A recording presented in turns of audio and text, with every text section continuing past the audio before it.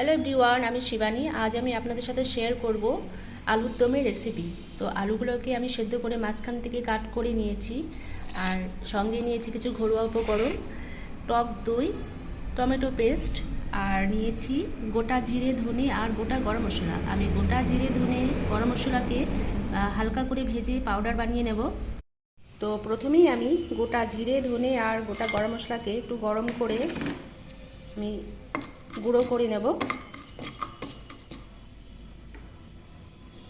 ভাজাটা প্রায় হয়ে গেছে, আমি এখন নামিয়ে নিচ্ছি। এরপর আমি সেদ্ধ করে রাখা আলুগুলোকে নুন হলুদ দিয়ে একটু হালকা করে ভেজে নিচ্ছি। এরপর কড়াইতে কিছুটা তেল দিয়ে আমি ফোড়ন দিয়ে দিচ্ছি গোটা জিরে আর শুকনো লঙ্কা।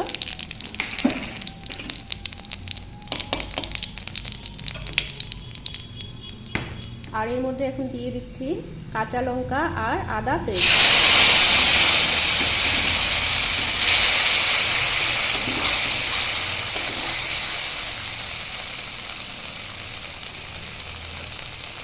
আদা আর কাঁচা লঙ্কা খুব সুন্দর করে কষানো হয়ে গেছে। এর মধ্যে আমি দিয়ে দিচ্ছি টমেটো পেস্ট, আর দিয়ে দিচ্ছি পরিমাণ মতন হলুদের গুঁড়ো, নুন। আমি ভালো করে 2 মিনিট কষিয়ে নেব।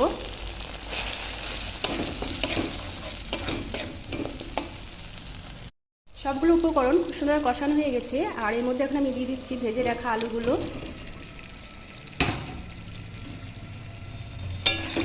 ভালো করে আমি মিশিয়ে নেব। মশলার সাথে আলুগুলো খুব সুন্দর করে কষানো হয়ে গেছে, আর এর মধ্যে এখন আমি দিয়ে দিচ্ছি ফেটিয়ে রাখা টক দই। আমি আরও 1 মিনিট ভালো করে কুক হতে দেব।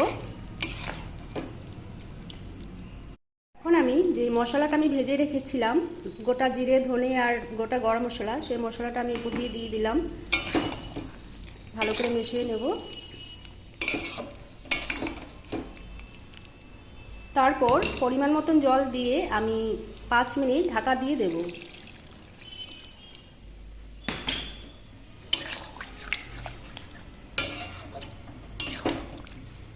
পাঁচ মিনিট পর ঢাকনাটা খুলে দিলাম, আর এর মধ্যে এখন আমি দিয়ে দিচ্ছি পরিমাণ মতন চিনি। আলুর দমের রেসিপিটা প্রায় আমার হয়ে এসছে। তো বন্ধুরা, রেসিপিটা যদি আপনাদের ভালো লেগে থাকে অবশ্যই লাইক আর কমেন্ট করবেন। নমস্কার।